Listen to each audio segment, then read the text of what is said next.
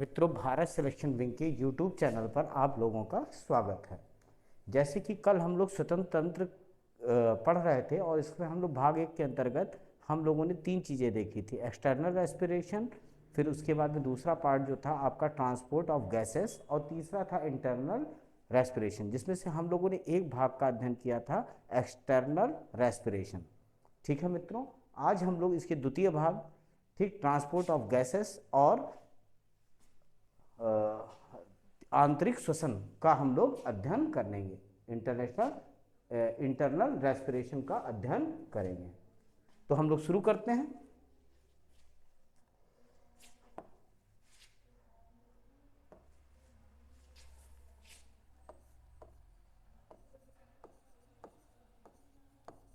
Transport of gases.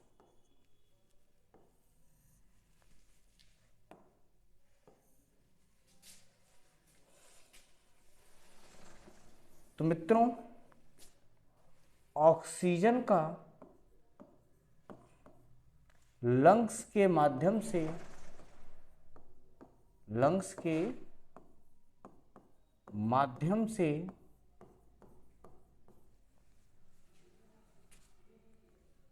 कोशिकाओं तक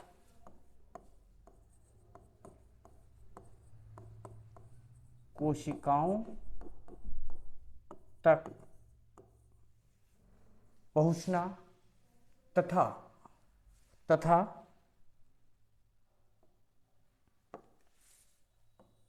कोशिकाओं से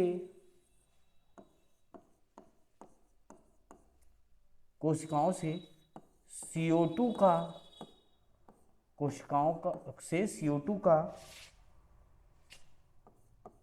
लंग्स तक पहुंचना, ये क्या कहलाता है? गैसों का विनिमय। मतलब है O2 और CO2 का आदान प्रदान होना। ठीक है, ये सब जो हुआ है वो आपका किसके माध्यम से हुआ है? ट्रांसपोर्ट ऑफ गैसेस के माध्यम से, गैसों के आदान प्रदान के माध्यम से। ठीक, इसके अंतर्गत मित्रों हम लोग जो टॉपिक देखेंगे वो है, 2 टॉपिक है। एक है आपका ट्रांसपोर्ट ऑफ O2 और एक हम लोग देखेंगे ट्रांसपोर्ट ऑफ CO2। ठीक है मित्रों, तो हम लोग इसी को, अपने टॉपिक को आगे बढ़ाते हैं।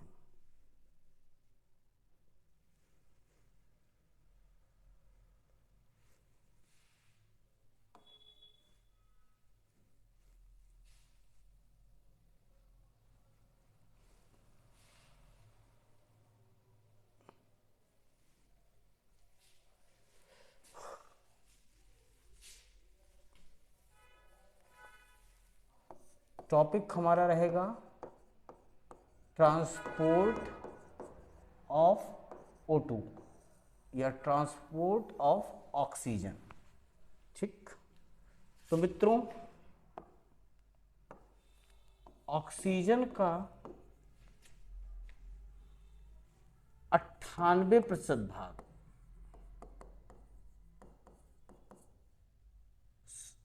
98% भाग का जो श्वसन है ये आपका हीमोग्लोबिन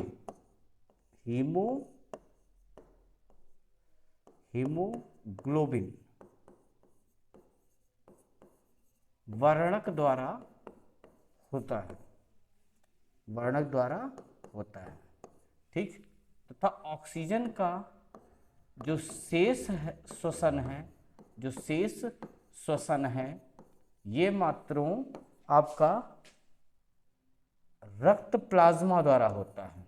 रक्त प्लाज्मा द्वारा इसका श्वसन होता है। शेष का श्वसन रक्त प्लाज्मा द्वारा होता है। अब होता क्या है मित्रों, जो आपका हीमोग्लोबिन है ये ऑक्सीजन के साथ में क्रिया करता है और जिसके कारण आपका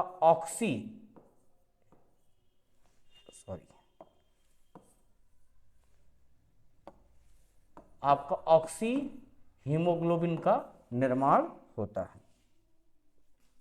अब मित्रों, ये जो आपने यहां पर हीमोग्लोबिन देखा है, ठीक, इसका जो रंग है ये बैंगनी होता है,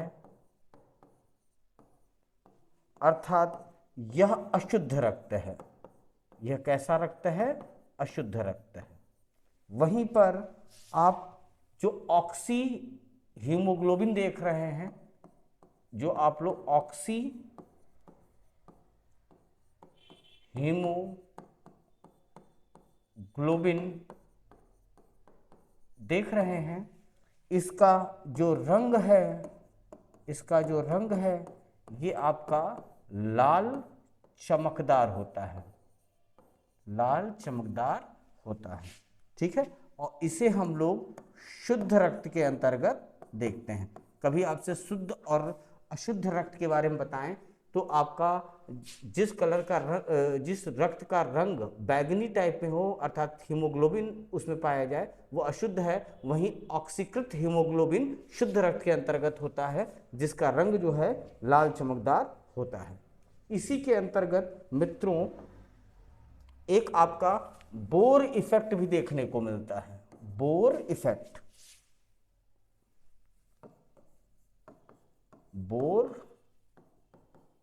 इफेक्ट, या बोर प्रभाव। तो मित्रों ये बोर इफेक्ट क्या है, हम इसे भी समझेंगे, और नोट्स बुक आप लोग कायदे से बनाते रहिएगा। तो बोला जाएगा ऑक्सीकृत हीमोग्लोबिन पर CO2 का प्रभाव, CO2 का प्रभाव, ठीक। अब देखिए CO2 के कारण HbO2 या ऑक्सी हीमोग्लोबिन आपका टूटता है और इससे ऊतक को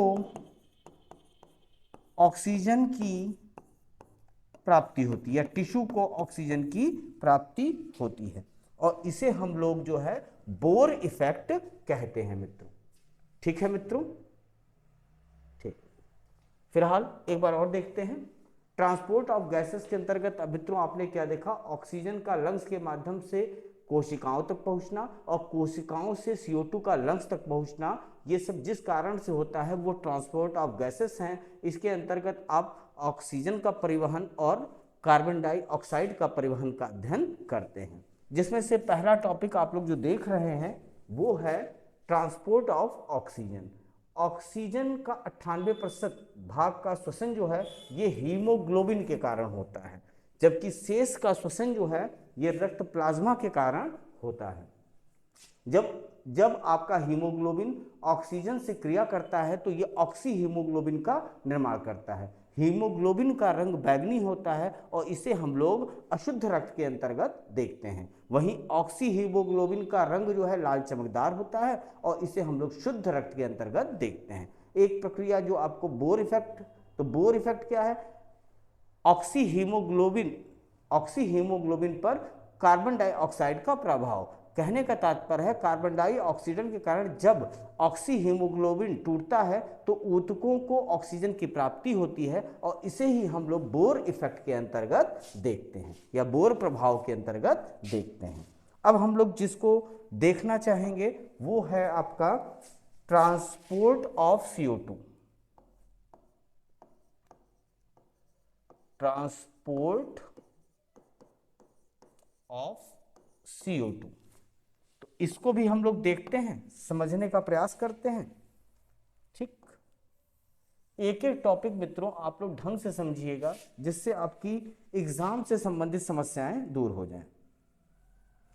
तो मित्रों एक इंफॉर्मेशन जो बोला जाए कि CO2 जो है O2 की तुलना में कार्बन डाइऑक्साइड ऑक्सीजन की तुलना में जल में अधिक घुलनशील होती है, जल में अधिक घुलनशील होती है। ठीक, अब याद रखिएगा कि आपका एक इफेक्ट है हेल्डोन इफेक्ट, हेल्डोन इफेक्ट। अब मित्रों ये क्या है, हेल्डोन इफेक्ट क्या है, इसको भी हम लोग देखते हैं। जो आपका ऑक्सी हीमोग्लोबिन है, ये स्ट्रॉन्ग एसिड की तरह, स्ट्रॉन्ग एसिड की तरह व्यवहार करता है। कैसा व्यवहार करता है, स्ट्रॉन्ग एसिड की तरह। लंग्स या फेफड़े जैसे जैसे लंग्स में जैसे जैसे अधिक HbO2 बनती है या अधिक मात्रा में ऑक्सी हीमोग्लोबिन बनती है, तो इस कारण आपके हाइड्रोजन निर्मुक्त होते हैं। कहाँ पर, लंग्स में। ठीक है, और यही प्रोसेस जो है या यही घटना जो है, यही घटना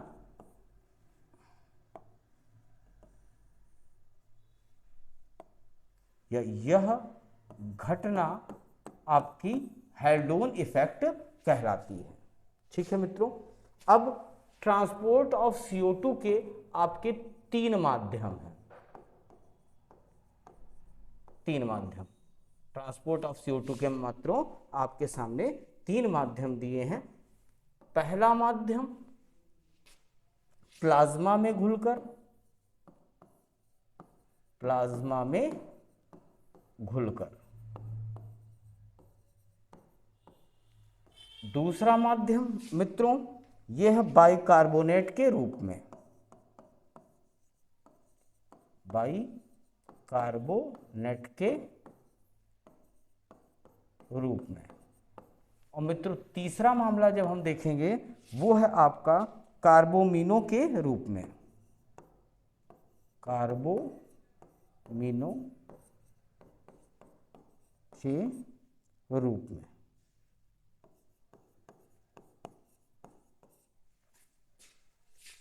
तो मित्रों प्लाज्मा में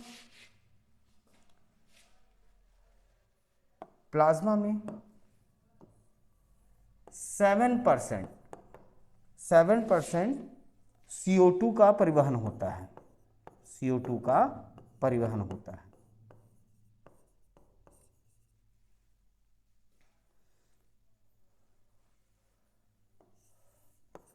ब्लड प्लाज्मा में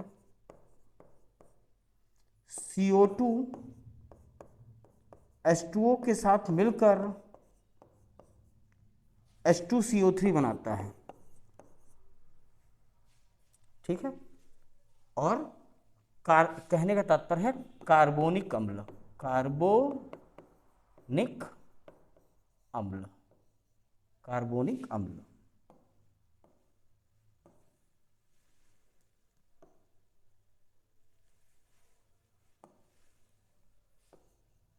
कार्बोनिक अम्ल के रूप में। फिर उसके बाद में आपका बाइकार्बोनेट आता है। यहाँ पर आपका जो बोला जाए 70% कार्बन का परिवहन होता है, 70% कार्बन डाइऑक्साइड का परिवहन होता है। ठीक,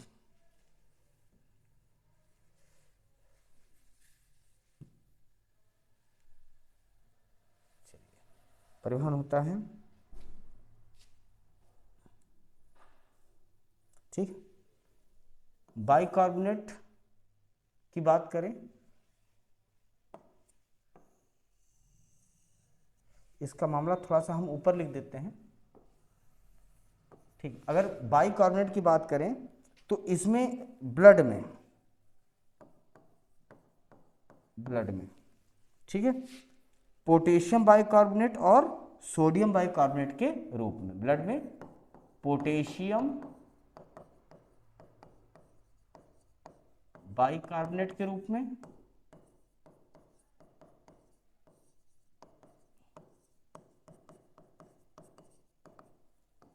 तथा सोडियम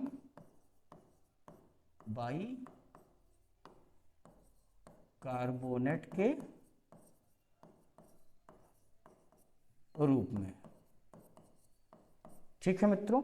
और जो कार्बोमीनो के रूप में है, इसमें आपका 23% CO2 का ट्रांसपोर्ट होता है, तो ये मित्रों था ट्रांसपोर्ट ऑफ CO2। अब हम लोग अगले टॉपिक पर आएंगे और वह अगला टॉपिक है इंटरनल रेस्पिरेशन। उसके पहले हम इन तीनों पॉइंट्स को हम लोग कायदे से समझ लें।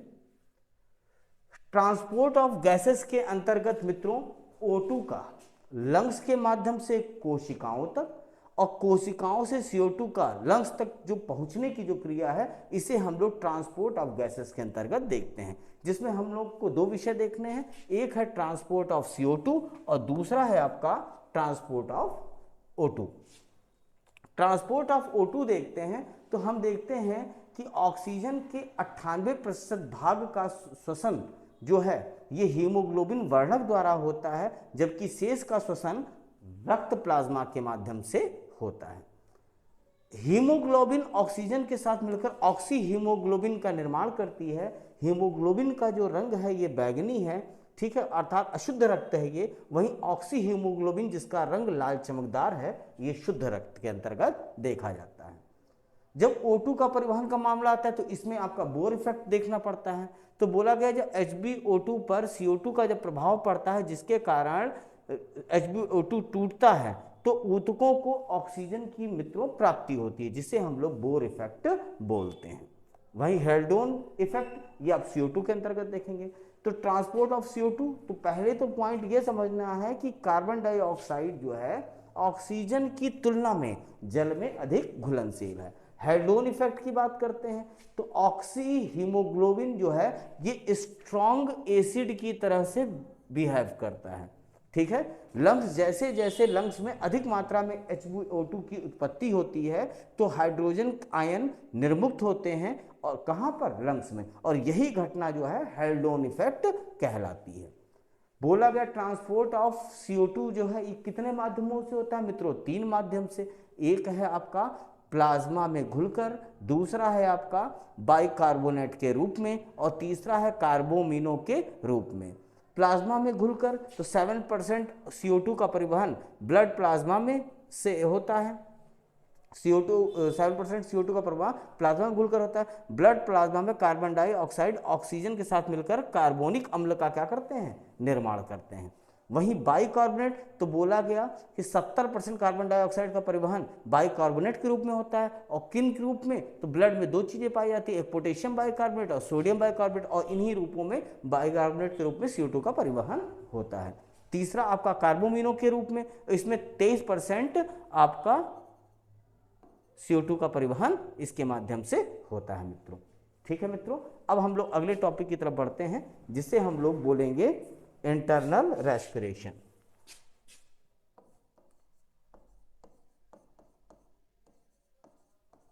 इंटरनल रेस्पिरेशन,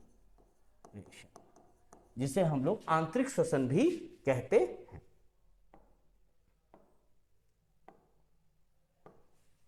चलिए मित्रों, एक चीज समझना है और इसमें हम लोग देखते हैं, समझते हैं। चलिए, तो मित्रों सेल के अंदर या कोशिका के अंदर होने वाला गैसीय विनिमय, होने वाला गैसीय विनिमय, ठीक है, विनिमय क्या कहलाता है? Internal respiration. क्या कहलाता है? Internal respiration. किसके अंदर होता है? सेल के अंदर होने वाला गैसीय विनिमय। अगला देखें, इसके अंतर्गत HbO2 का क्या होता है? विघटन। अब जब मित्रों आपको पता है HbO2 का विघटन होगा तो ब्लड परिसंचरण के द्वारा या रक्त परिसंचरण के द्वारा, रक्त परिसंचरण के द्वारा आपका HbO2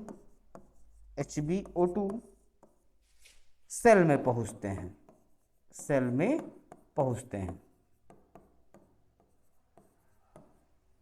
ठीक, अब पहुंचकर Hb तथा O2 विघटित होते हैं और इस विघटन के कारण O2 मुक्त होती है। O2 जो है ये मुक्त होती है और इस O2 का यूज जो है ये कौन करता है? ये सेल करती है, कोशिका करती है। अब इसके बाद में आगे बढ़ते हैं। आगे बढ़ें तो अब हम देखते हैं ऑक्सीडेशन ऑफ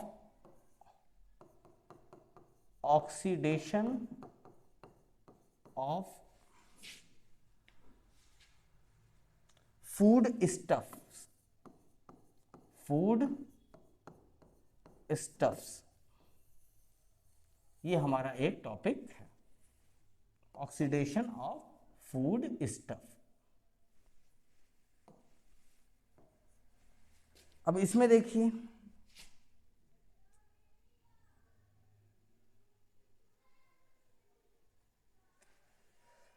यहां पर आप लोगों ने देखा था इसके पहले कि कुछ O2 जो है ये मुक्त हुई थी।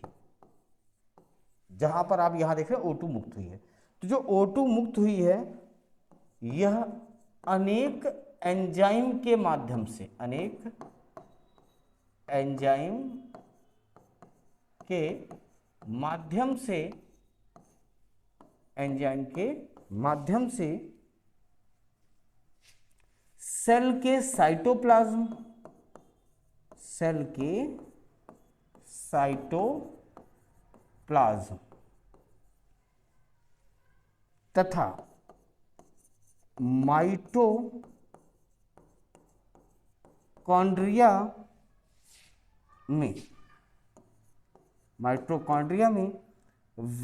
में विभिन्न खाद्य पदार्थों का ऑक्सीडेशन होता है। विभिन्न खाद्य पदार्थों का ऑक्सीकरण, या अंग्रेजी भाषा में बोलिए ऑक्सीडेशन, ऑक्सीकरण होता है। इस ऑक्सीकरण के कारण O2 रिलीज होती है और या कहिए ऊर्जा मुक्त होती है, या आप बोलिए ऊर्जा मुक्त होती है, एनर्जी रिलीज होती है। और इस एनर्जी का जो रिलीज हुई है एनर्जी, इसका यूज जो है सेल विभिन्न प्रकार की क्रियाओं में करते हैं।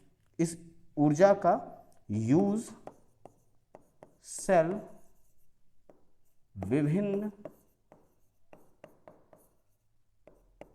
क्रियाओं में करते हैं। तो ये था मित्रों आपका इंटरनल रेस्पिरेशन। कल हम लोग सेलुलर रेस्पिरेशन या कोशिकीय श्वसन का हम लोग अध्ययन करेंगे। तो मित्रों जैसा कि वचन रहता है कि आपको इस टॉपिक को कायदे से समझा दिया जाए, चीज़ों को हम लोग अच्छी तरीके से समझकर एक एक प्रश्न इससे आने वाले करते चले जाएं। मित्रों, जहां पर भी आपको थोड़ी भी तकलीफ हो तो आपको एक काम करना है, पहले के वीडियोस जो आपके पड़े हुए हैं यूट्यूब पर, आप उनको भी देख सकते हैं। ठीक है, भारत फैशन विंग के यूट्यूब चैनल पर ये हमारा 29वां वीडियो है। ठीक है मित्रों, इसके पहले की 28 क्लासेस आपकी साइंस से संबंधित लिया गया है, जिसमें आपका जूलॉजी बॉटनी पढ़ाई जा चुकी है। अब आपका जूलॉजी चल रही है, जिसमें आपको तंत्र के बारे में पढ़ाया गया, जिसके अंतर्गत सबसे पहले आपको डाइजेस्टिव सिस्टम पढ़ाकर चीजें ओके कर दी। उसकी तो मित्रों 4 क्लासेस पढ़ी हैं। ठीक है, और आज रेस्पिरेशन की आपकी दूसरी क्लास है। आप एक एक चीज को बहुत अच्छी तरीके से पढ़िए, अपने नोट्स तैयार करिए, और उसके बाद में आप लोग एग्जाम पेपर्स में जो क्वेश्चंस आए हैं उसको सॉल्व करिए और देखिए कि आपके नोट्स कितने यूजफुल हैं। ठीक है, देखिए मित्रों, आप लोगों को जो आज टॉपिक पढ़ाया गया है वो ट्रांसपोर्ट ऑफ गैसेस है, मतलब गैसों का आदान प्रदान। तो मित्रों, अब हम आपको बताते हैं, जैसे कि आपका ये फेफड़ा है। ठीक, हम एक लंग्स की बात करते हैं, कल हमने चित्र में आपको बहुत कुछ दिखाया भी था। ठीक है, अब इसमें आपकी एल्वोलाई नाम की संरचना पाई जा रही है, जिसे वायुकोश बोलते हैं। ठीक है, व्यक्ति ने सांस ली तो O2 जो है ये एल्वोलाई तक पहुंचा।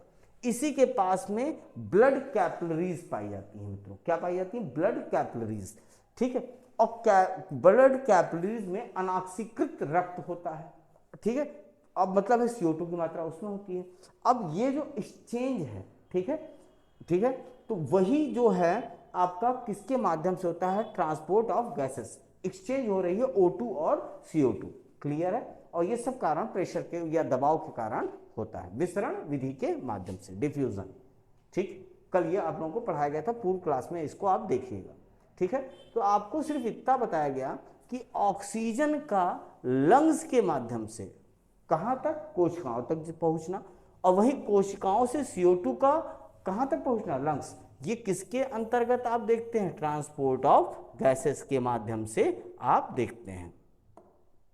ठीक है मित्रों, फिर उसके बाद में ट्रांसपोर्ट ऑफ गैसेस में आप दो चीजें देखेंगे, एक है आपका O2 और दूसरा ट्रांसपोर्ट जो है वो क्या है? CO2। ठीक, आगे देखिए, ट्रांसपोर्ट ऑफ O2, तो O2 के 98% भाग का परिवहन ये श्वसन के द्वारा होता है। और किस वर्णक के द्वारा होता है? हीमोग्लोबिन वर्णक। बाकी शेष का किसके माध्यम से होता है? तो रक्त प्लाज्मा के माध्यम से। ठीक है मित्रों, अब आपका बताया गया कि हीमोग्लोबिन, ये आपका क्या लिखा हुआ है? हीमोग्लोबिन। ठीक, हीमोग्लोबिन। ठीक, तो हीमोग्लोबिन जो है वो ऑक्सीजन के साथ मिलकर ऑक्सी हीमोग्लोबिन बनाती है मित्रों। क्या बनाती है? Oxy haemoglobin.